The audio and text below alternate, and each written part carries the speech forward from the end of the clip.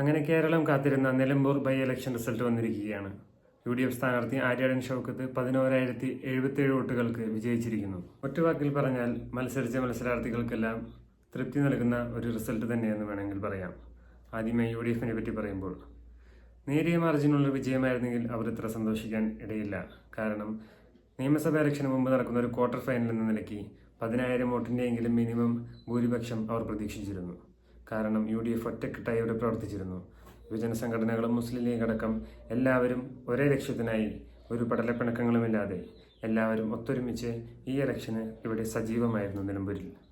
അതുപോലെ തന്നെ VD Satheesan PV അൻവറിനെ പാർട്ടിയിൽ എടുക്കുന്നില്ല എന്ന് പറഞ്ഞപ്പോഴും പല പ്രമുഖ നേതാക്കളും എടുക്കാനുള്ള സമ്മർദ്ദം ഉണ്ടായിട്ടും VD സതീശൻ ആ തീരുമാനത്തിൽ ഉറച്ചു നിൽക്കുകയായിരുന്നു. അതൊരു വിജയമായി തന്നെ ഇപ്പോൾ കാണുന്നു. കാരണം അൻവറില്ലാതെ തന്നെ UDFന് ഇവിടെ വിജയിക്കാൻ സാധിച്ചു.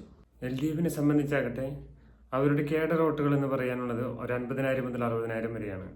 2016 ഇലക്ഷനിൽ 60,000 വോട്ടുകളാണ് LDF നേടിയത്. അതിനുശേഷമാണ് PV അൻവർ സ്വതന്ത്രനായി വന്നതും PV അൻവറിന്റെ പിന്തുണയോടെ തന്നെ അദ്ദേഹത്തിന്റെ സ്വാധീനം ഉപയോഗിച്ച് കഴിഞ്ഞ 9 വർഷവും LDF അവിടെ ഭരിച്ചത്. അദ്ദേഹം മാറിക്കഴിയുമ്പോൾ ആ പഴയ 60,000 എന്ന കണക്ക് ഇത്തവണ M സ്വരാജ് 66,000 ഉയർത്തിയിട്ടുണ്ട്. ഒരുപക്ഷെ മറ്റൊരു സ്വതന്ത്ര സ്ഥാനാർത്ഥിയായിരുന്നു നിന്നതെങ്കിൽ ഇത്രയും വലിയൊരു വോട്ട് ശതമാനം ലഭിക്കാൻ സാധിക്കില്ലായിരുന്നു. അതുകൊണ്ട് തന്നെ LDFന് അങ്ങനെയും ഒരു ആശ്വാസം ഇവിടെ ഈ റിസൾട്ട് വഴി വന്നിരിക്കുന്നു. ഇനിയായിരുന്നു ഈ തിരഞ്ഞെടുപ്പിലെ ഏറ്റവും പ്രധാനപ്പെട്ട ഫാക്ടറായ PV അൻവർ. അദ്ദേഹം LDFന്റെ കൂടെ നിന്ന് അദ്ദേഹത്തിന്റെ സ്വാധീനത്തോടെ നേടിയ വോട്ടുകളെല്ലാം അദ്ദേഹം തിരിച്ചു പിടിച്ചു എന്ന് വേണമെങ്കിൽ പറയാം. ഭരണവിരുദ്ധ വികാരം ഇടപെട്ടപ്പോൾ LDFിൽ നിന്ന് കുറച്ച് വോട്ടുകളും അത് സ്പ്ലിറ്റായി പോയത് വകയിൽ UDFിൽ നിന്ന് കുറച്ച് വോട്ടുകൾ നേടി 19,000 വോട്ടുകൾ നേടി അൻവർ തന്റെ ശക്തി അവിടെ തെളിയിച്ചു.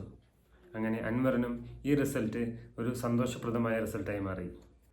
BJPക്കാകട്ടെ BDJ സ്ഥാനാർത്ഥിയെ നിർത്തുന്നില്ല എന്ന് പറഞ്ഞപ്പോഴും BJPയും സ്ഥാനാർത്ഥിയെ വേണ്ടെന്ന് വെച്ചൊരു അവസരമുണ്ടായിരുന്നു. എന്നാൽ അതുമൂലമെല്ലാം BJP സ്വന്തം വോട്ട് മറയ്ക്കാൻ സാധ്യതയുണ്ട് എന്ന ഒരു ചീത്തപ്പേര് അവർക്കും ഒഴിവായി കിട്ടി. കാരണം 8,000 വോട്ടുകളാണ് അവർക്കും ഇവിടെ ഉള്ളത്.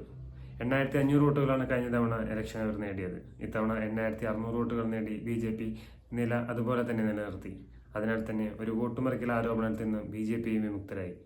ഏതായാലും 20,000 വോട്ടുകൾ ലഭിച്ച PV അൻവറിനെ UDF കൈവിടാൻ സാധ്യതയില്ലെന്നാണ് KPCC പ്രസിഡന്റ് സണ്ണി ജോസഫിന്റെ ആദ്യ പ്രതികരണത്തിൽ നിന്ന് നമ്മൾ മനസ്സിലാക്കുന്നത്. കാരണം അടുത്ത പഞ്ചായത്ത് ഇലക്ഷനിൽ ഇത്രയും വോട്ടുകൾ വളരെ നിർണായകമാണ്. PV അൻവറിനെ കൂടെ കൂട്ടാൻ തന്നെയായിരിക്കും UDFന്റെ തീരുമാനം. മത്സരഫലം വന്നതിന് ശേഷവും PV അൻവർ പറഞ്ഞത് പിണറായി സത്തിനെതിരെയാണ് തനിക്കും വോട്ട് ലഭിച്ചെന്നാണ്. അതായത് പിണറായി സത്തിനെതിരെയാണ് UDFനും PV അൻവറിനും ലഭിച്ചത് വോട്ടുകൾ എന്നാണ് കണക്ക് കൂട്ടുന്നത്. അതിനാൽ തന്നെ ഒരു ഭരണവിരുദ്ധ വികാരം തന്നെ ഇവിടെ ഉണ്ടായെന്നാണ് നമ്മുടെ വിലയിരുത്തൽ.